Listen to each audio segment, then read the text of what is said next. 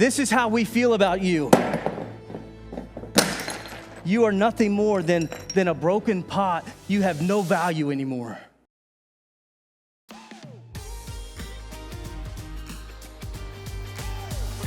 want to welcome you here.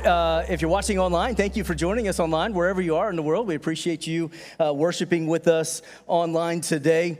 And man, how about Saran on the keys today? And we had Jake doing the bass. Those are not faces we see around here very often. Saran, if you don't know, is our worship pastor at our Kashmir campus. He's kind of the OG worship leader around here. And Harry, you can pray for him. He's not feeling well.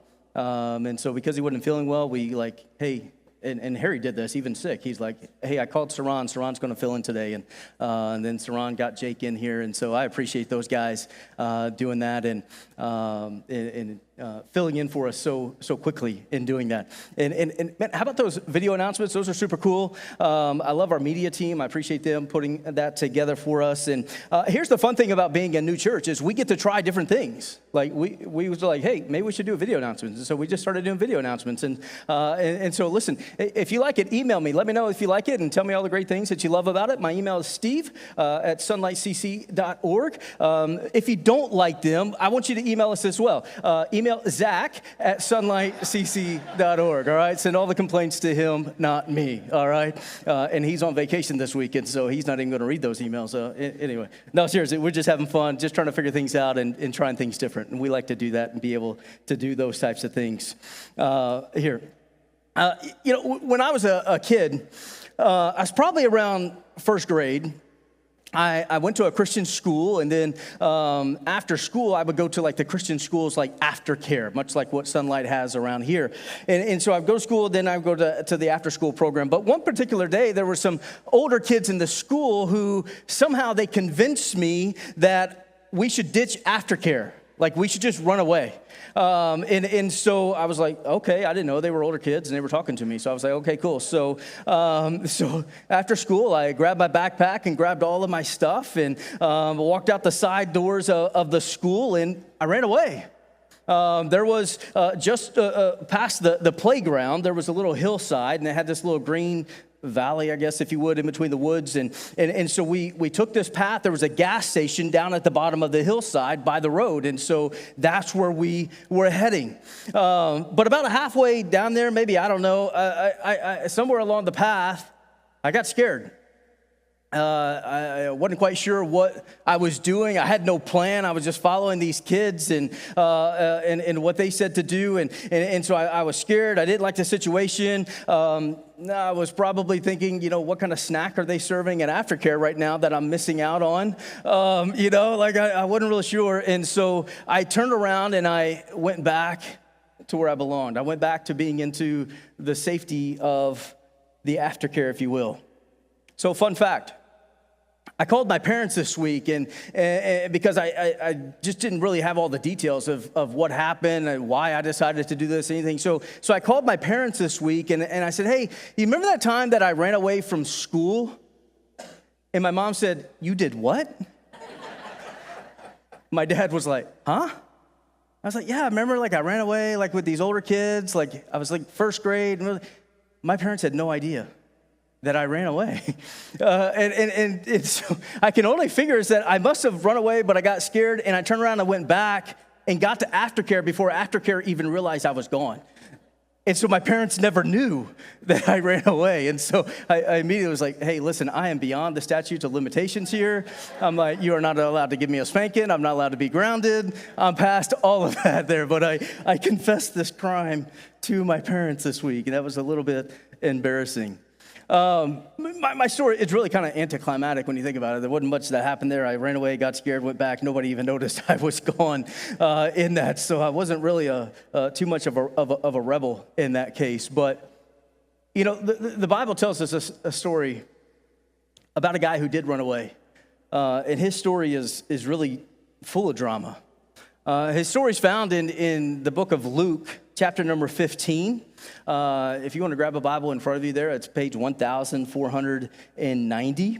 If you want to go ahead and turn there. But Jesus tells this story. We know it as the story of the prodigal son.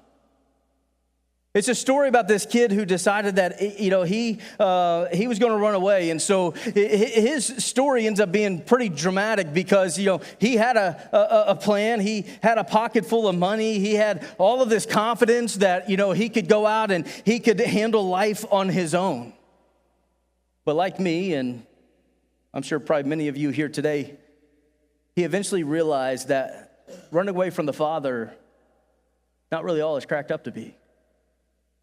And so he ends up turning back and heading home. And today I want us to look at this story. We've been in this series now, God's Heart for the Lost. This series about God's heart for the lost, we've been looking at a lot of parables and these stories. These are earthly stories that have like a heavenly meaning to them. And Jesus would tell these stories to try to convey a message to people. And it really, a lot of these stories, they really show us God's heart for the lost and for those that he's looking to draw in to his family. And so we're going to see this story today of the prodigal son. We're going to see God's heart when we run away, God's heart for us.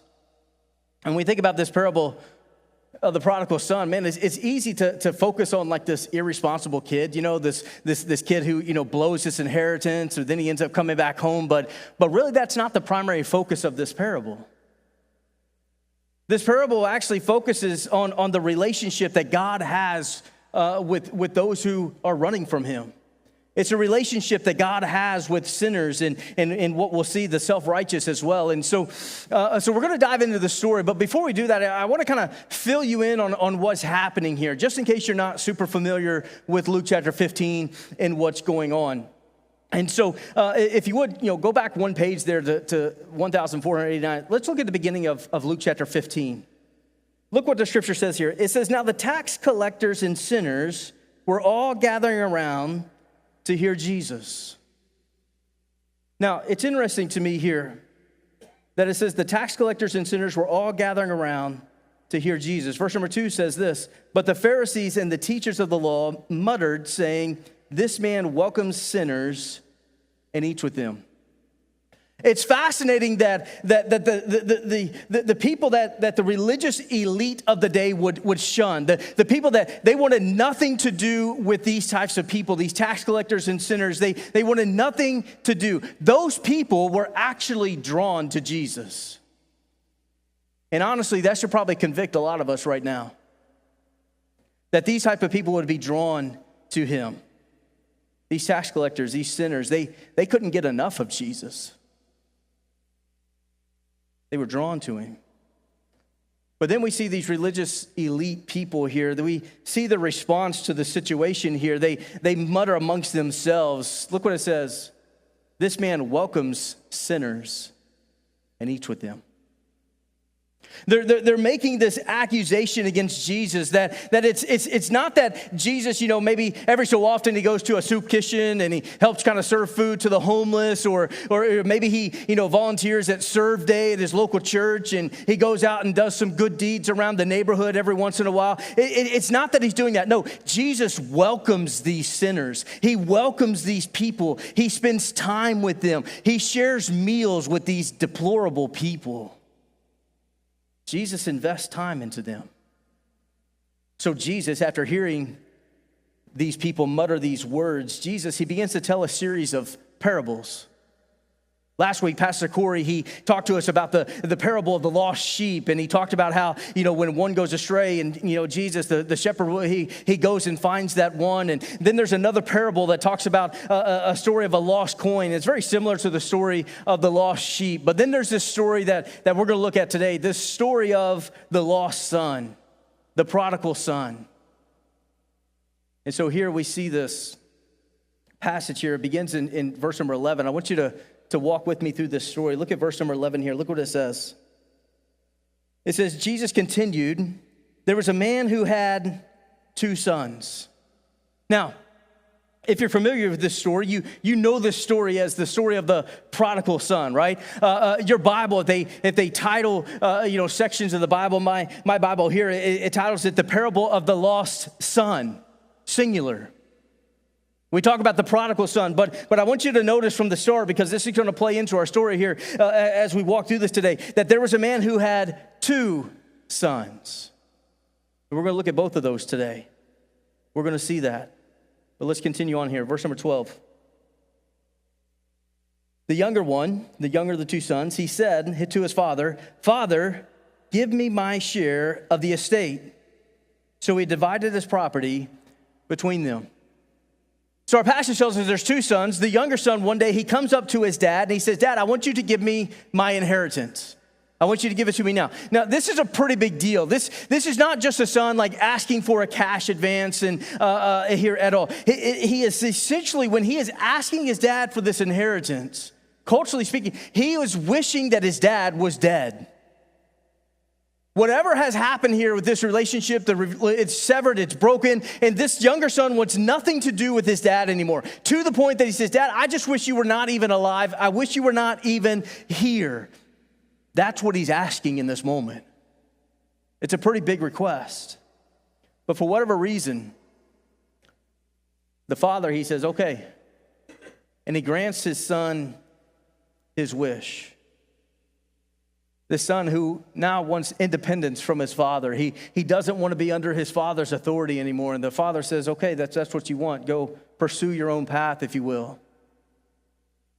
Now, I want you to keep in mind that back in the day, like, your property was your life. In fact, if you look at the word here for property, when it says he divided up his property, it's actually the word bios, or we often hear it as bios. You maybe hear the word biology, right? The study of life. This is what this is. Your property was your life there. The word bios, it means life, livelihood, manner of life. And so this dad, when he gives his son his inheritance, he's really just giving up his life. He's giving up his livelihood with this property here so that his son could do whatever his son wanted to do with this money. Look at verse number 13. It says, not long after that, the younger son got together all that he had, and he set off for a distant country, and there squandered his wealth in wild living. This younger son, he took everything from his dad. He went on his own way, but he ended up squandering it with what the Bible says, wild living. And I think this is probably a reflection of how we at times, we want to distance ourselves from God, right? We decide that we're going to seek our own way. We're going to live and pursue the worldly pleasures, the things that the world says that we should chase after. And we think, man, I got this, right? I can do this on my own. I can follow my own path and I can succeed. I can do things on my own. And you know, we probably wouldn't come out and be like, I don't want God. We wouldn't literally say that, but our actions are speaking louder than our words. Many of us have run away from God in some form or another. Look here in verse 14 down to verse 16. I want you to see the consequences of what happens here. It says, after he had spent everything, there was a severe famine in the whole country, and he began to be in need. So he went and hired himself out to a citizen of that country, who sent him to his fields to feed pigs. He longed to fill his stomach with the pods that the pigs were eating, but no one gave him anything.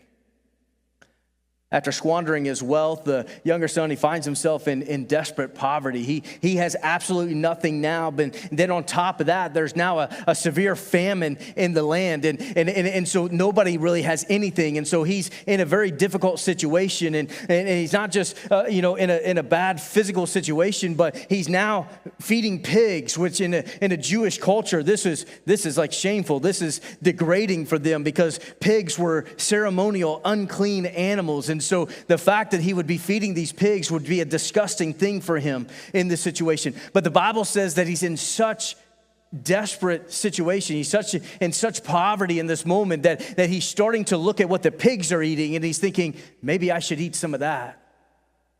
And it uses a word there, pods, that he wanted to fill his stomach with the pods that the pigs were eating. And I looked that up, and the word pods there, it's actually talking about a type of a berry that they would have fed the pigs in a famine, because obviously if there's no food for people, there's not going to be much food for pigs either. And so they would feed these pigs these berries. And the thing about these berries is that there is actually no nutritional value for humans at all.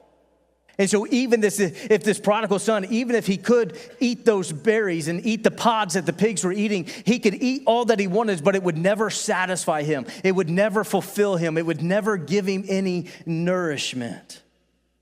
He was in a tough situation. And what's interesting is you notice the end of this passage here, it says, but no one gave him anything. This could mean a couple of different things. It could mean that maybe he tried being a beggar on the streets, and he failed at that. He couldn't get anything from anybody there, maybe because of the famine. But more than likely, it probably just means that there was nobody who was taking care of him. There was nobody who was feeding him regularly. His pay, it says he hired himself out, but his pay for feeding pigs during a famine would have been very little pay at all. And we could assume that eventually probably the owners of the pigs would probably kill the pigs, slaughter them, and butcher them so that they could eat them. But no one gave him anything, even in a state of starvation. If he had eaten the pig, it would have been really disgusting for him. But he didn't even have that chance because no one gave him anything. I can't think about how this reflects and symbolizes our emptiness and the consequences of living apart from God's will. That we do choose to run away from God. We choose to try to do things on our own. Listen, there is nothing that can fulfill us. There is nothing that can satisfy us because the world is not going to give us anything. And it's just going to lead to disappointment. It's going to lead to despair. It's going to lead to feelings of emptiness in our lives. And we can search for that fulfillment in all the wrong places. But eventually we hit rock bottom. And nothing that the world has can satisfy us the way that God's love can. The love of a father. Look now at verses 17 down to verse number 19. It says, when he came to his senses, he said, how many of my father's hired servants have food to spare, and here I am starving to death? I will set out and go back to my father and say to him, Father, I have sinned against heaven and against you. I am no longer worthy to be called your son. Make me like one of your hired servants. And so he got up and he went to his father. Here the son, he comes to his senses, realizing, man, the servants in my father's house, they're way better off than I am. And most people in this moment, they believe that this is the time when the son repented, that he had a turning away from this destructive path that he's chosen. He's now deciding to return to his father, and he's acknowledging his mistakes. But honestly, I'm not so sure that is the case. Follow with me here. Yeah, this guy, he came to his senses and he realized he needed a change, right? Yes, that's good. He realized that he was better off with the Father than on his own in the world. Yeah, that's a great thing. And yeah, he got up and he made the journey back home. That's all good things. But did you catch his plan? Look back there at verses 18 and 19. Look at what he said. He said, I will set out and go back to my father and say to him, Father, I have sinned against heaven and against you. I am no longer worthy to be called your son. Make me like one of your hired servants. His plan was to go back home and ask his father to make him a hired servant. When we initially read this, we're like, oh, this is just a humble request from a kid who doesn't feel worthy to be in his father's loving arms anymore. He's been beaten. He's been battered by the world. But then when you start to think about the role of a hired servant back in those days, it kind of changes your thinking a little bit. Because back in Jewish culture, there were actually three levels of servants on a Jewish estate. The first level would be the bondsmen. These would be people who were like voluntary slaves that they probably started out as a slave, and then they when their time was fulfilled, they paid back their debt. They said, hey, I just want to stay here with you. I want to keep serving with you. And so they become a bondsman. They're kind of a voluntary slave. They're now part of the estate. They're a lot like family, the bondsmen. But then there were like the lower class slaves. These are the ones who were there. They're trying to pay off debt. They were subordinates to the bondsmen, and they were working hard to pay off those debts. But then there was the third level, the hired servants. The hired servants were the outsiders who they didn't belong to the estate at all. They were actually more just like a casual worker on the property. And in their culture, the hired servant was actually not considered socially inferior to the employer. A hired servant's social status would actually be the same as an estate owner. So think about this for a minute. As a hired servant of his father, The prodigal son could still be free from his father's control, and he could still live independently in the village. Essentially, what I'm saying is that he could maintain his pride and his independence from the father. But also, as a hired servant, the prodigal son could work and he could pay back what he lost from his dad. He could pay him back. You see, the prodigal was trying to work a plan where he was saving himself. He was trying to work himself back in. So yeah, this is a pivotal moment when he turns back and he goes back in his journey to God. And that's definitely the first step to coming back to God, is recognizing that we have gone astray, that we have run away, and we need to turn around and we need to go back to him and return to the Father. But man, when we come to the Father, we have to understand that we cannot save ourselves. We can't maintain our pride and our independence with God. We have to humble ourselves. And we have to recognize our complete and total dependence upon God. So here's the takeaway from this. I want you to understand this. No matter how far you run, there's always the possibility of redemption and return. No matter how far you've strayed away from God, no matter how far you've run from God and tried to do things on your own, listen, you are never too far gone. You can always return. There's always the possibility for redemption in your life. Now look what happens when he returns. Beginning there, verse number 20 down to verse 24. It says, so he got up and he went to his father. But while he was still a long way off, his father saw him and was filled with compassion for him. And he ran to his son. He threw his arms around him and kissed him. And the son said to him, Father, I have sinned against heaven and against you. I am no longer worthy to be called your son.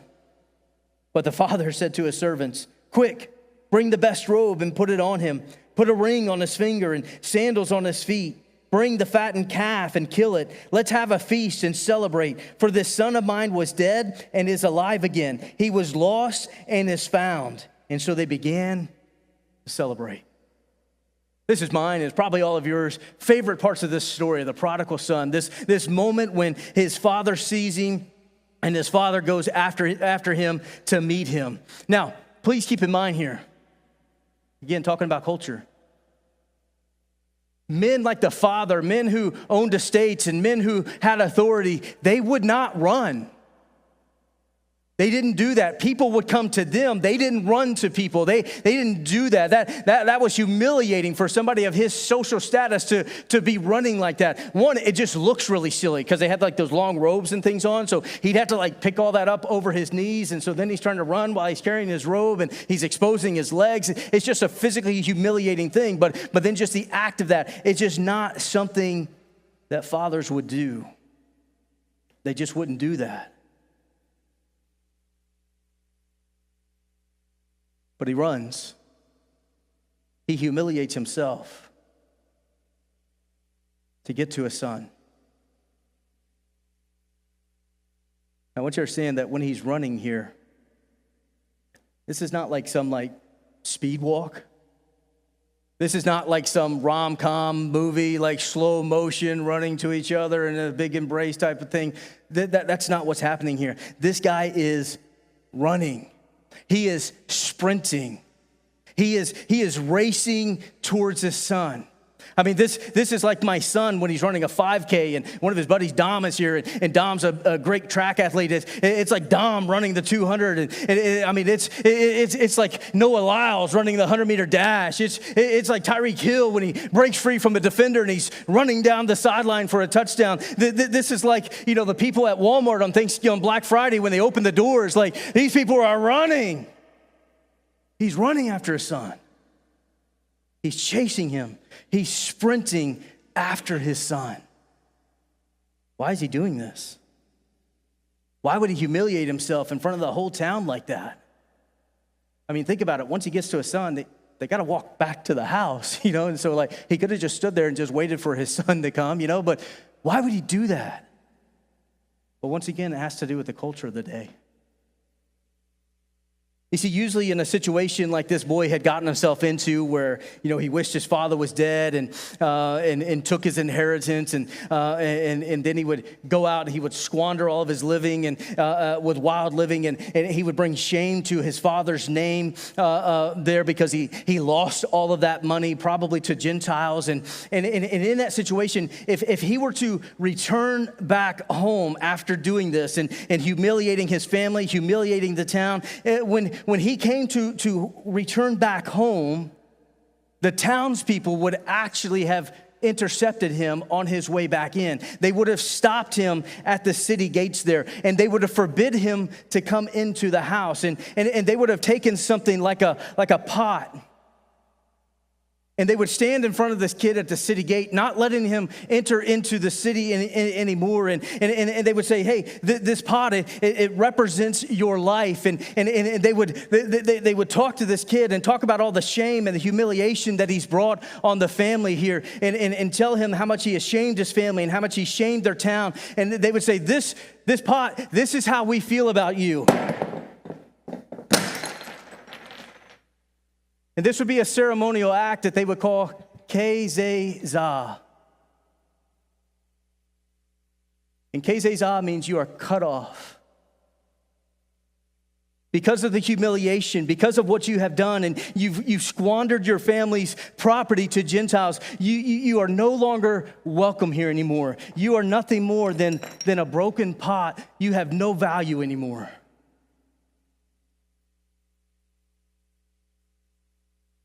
So when this father is sprinting to meet his son, when he's humiliating himself, he's racing to get to his son before the townspeople do. He's taking the humiliation from the son, and he's telling the townspeople, I welcome him back in. And I can only imagine that maybe some of you feel like this. For some of you, you feel so broken that it's a struggle for you to even get up and be here in church because you don't feel like you're worthy.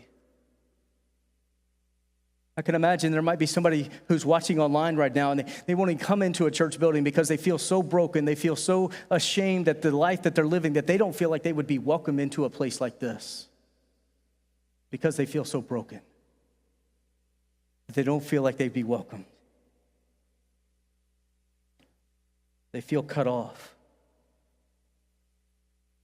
And this type of reception is what the boy's expecting as he's shamefully coming back home. This could probably be why it actually took him so long to return, because he knew that kezezah was coming, and he knew he deserved it. But the father didn't care about any of that. The father didn't care, and every day the father would watch, and he would look out on the horizon in hopes of seeing his son return. And so the father, he sprints to get to his son first before the townspeople could humiliate him any further, and he takes the humiliation on himself in order that he can welcome his son back home. And he forgives his son without hesitation, and he restores him into his position as a son. He doesn't even entertain his son's speech that he had prepared. Remember, the son didn't even get all the way through the speech when the dad cut him off, and he's like, hey, I don't even want to hear any of that. Hey, let's party. Let's get all the best things. And I believe it's here when the prodigal son doesn't try to hatch that plan of working for his father to try to repay his debts for his wrongdoings, and he accepts the grace of his father's unconditional love. I believe that it's here that the prodigal son truly repented of his wrongdoings. And he accepted the grace and the unconditional love of his father. And the father tells the servants, man, go get the best robe, go get the ring, put it on his finger, go get sandals, put it on his feet. Hey, let's kill the fattest calf and let's have a party. You know, when they killed the calf, everybody in the town had to come because one family couldn't eat it all. So they had to invite the whole town to come and to eat the food and to share in all this. And so he's inviting the townspeople to, hey, we want you to accept my son as well. And he brings all of this in. And all of this is symbolic here. The robe that they would put on him, man, that signifies acceptance back into the family of God. The ring that they would put on his finger was probably more like a signet ring, which would be kind of like a notary in today's world where they would notarize things. And so that ring would signify trust to handle business within the family. The shoes that they would put on the feet would symbolize freedom because the servants didn't wear shoes. And so he's got shoes on for freedom to walk around and do as he pleases in the house. The food would signify honor and celebration that the son has come home. What a moment. The son wanted to earn the respect of the father, but the father did all of the work to give him respect.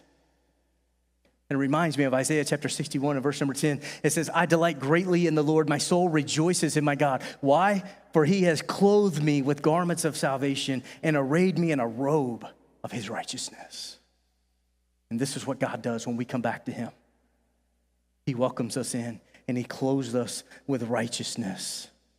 The Father's actions reflect God's extravagant grace. He is the God who sprints. I want you to know this today. He's not a God who runs away, but a God who runs to make a way. One writer put it this way in talking about these three parables here in Luke chapter 15. This is what he said. He said, the shepherd in his search for the sheep and the woman in her search for the coin do not do anything out of the ordinary beyond what anyone in their place would do. But the actions the Father takes in the third story are unique, marvelous, divine actions which have not been done by any father in the past. This is what God, our Father, does for us.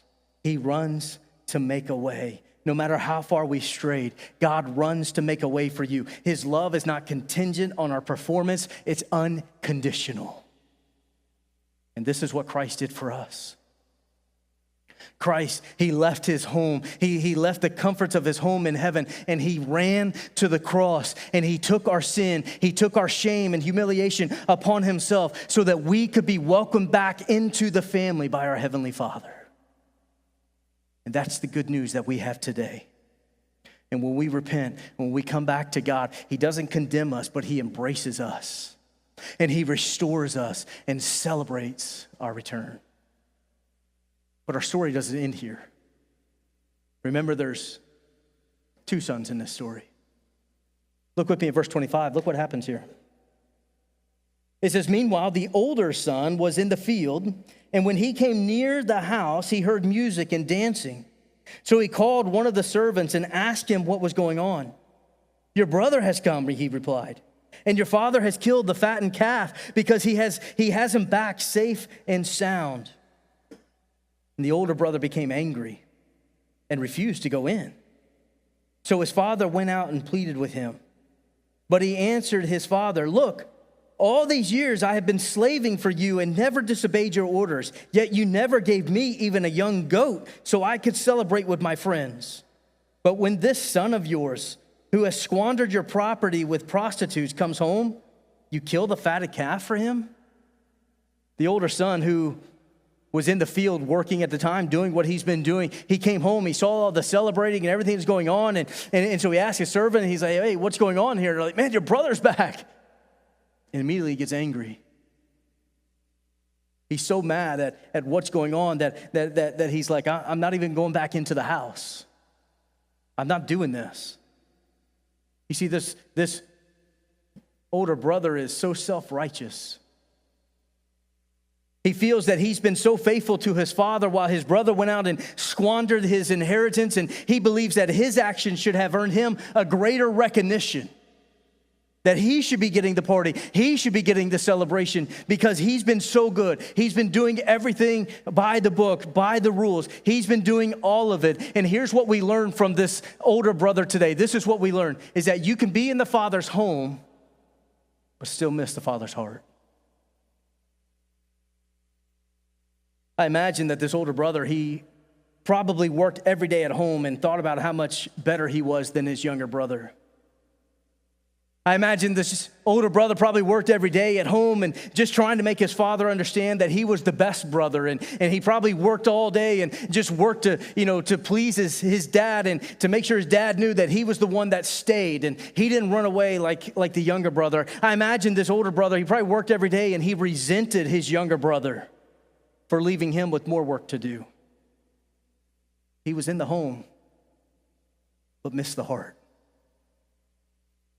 One author put it this way: he had been living in the house with the spirit of a slave, not with the familiarity of a son. And I wonder how many of you have been living life this way. You're constantly trying to earn God's love. You're trying to earn his favor. Yeah, you come to church every week, you go to community groups, you go out and serve in different things. You go out and you're trying to do everything by the book. You're trying to do everything to make God happy with you because you're thinking, if I go to church, if I pray, if I read my Bible, if I tell people about Jesus, then God's going to love me more and he's going to bless me more if I do all of these things. And we're constantly trying to earn God's love. I wonder how many of us are there today. But there's something special that happens here in this verse. Look there in verse number 28. It said the older brother became angry and refused to go in, but look what it says. So his father went out and pleaded with him. You see, the father now has another son who refuses to come home, who essentially has run away, if you will. And you would expect the father to be kind of furious, right? It's like, man, I just got one back and now another one's running off here. And you would think he'd be furious. You would think he would demand the servant, no, you tell that boy to get back in the house. You would think that he would do something like that because, again, he's a man of dignity. He's not somebody who goes out to people to meet them. They come to him, and they come when they're summoned by him, right? They come to him. But yet again, we see the father leaving the comfort of home and going out and meeting the son. He ignores the social norms. He humiliates himself again by leaving his house, leaving this party, and going to his son. It's another outpouring of unconditional love. Culturally, the son was expected to come into the house and he should embrace his son. He should celebrate the fact that his son came in and congratulate him on his return. But he is to be a joint host with the party and trying to help his family with the party and greeting the guests and the community who is there. He's expected to show honor to his brother who is the guest of honor at this party. And sure, when everybody leaves, then yeah, he's got a right to express his thoughts on the situation. And he can complain about what happened and plead his case that the younger son doesn't, deserve this and can't be trusted and shouldn't be welcomed back in. He's got that right. But when the party's going on, he should have been there. But instead, he humiliates his father publicly by throwing a fit while all of these guests are present, while this party's going on. And so now the older brother has broken his relationship with the father in a very similar fashion that the younger son did.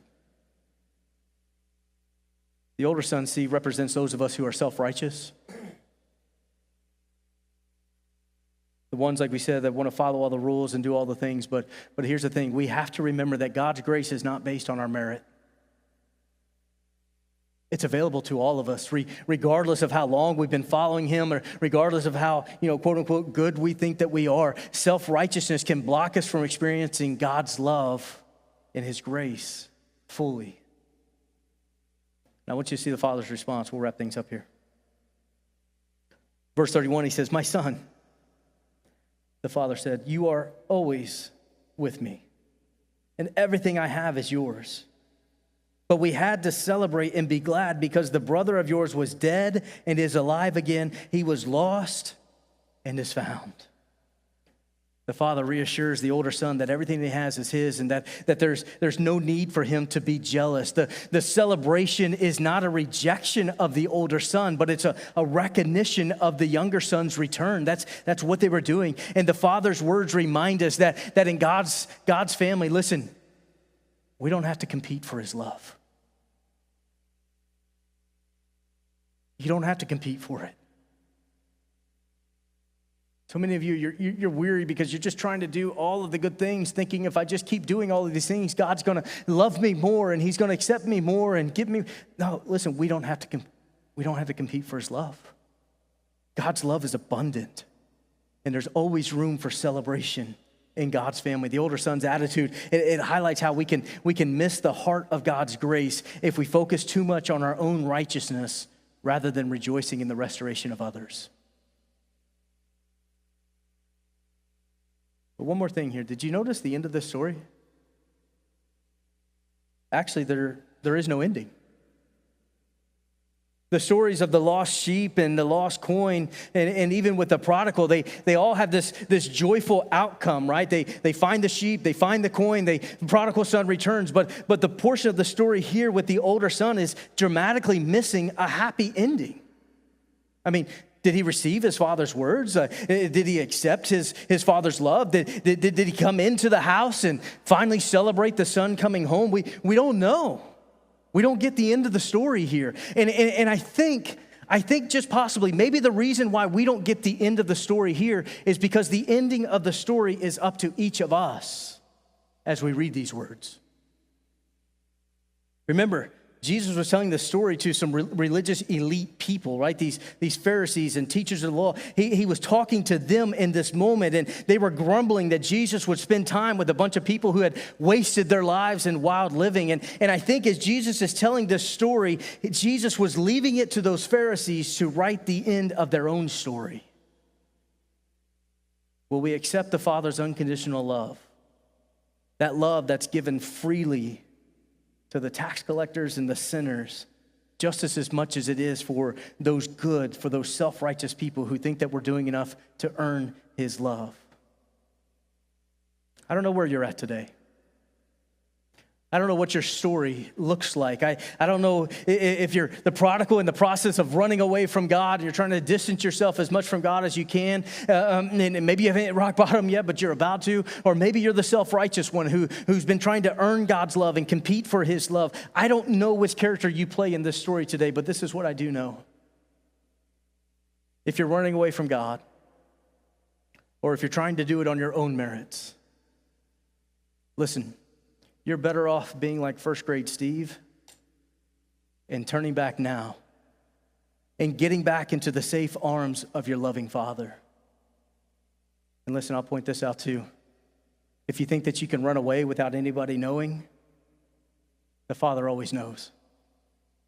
Even if it's like 35 years later, he knows.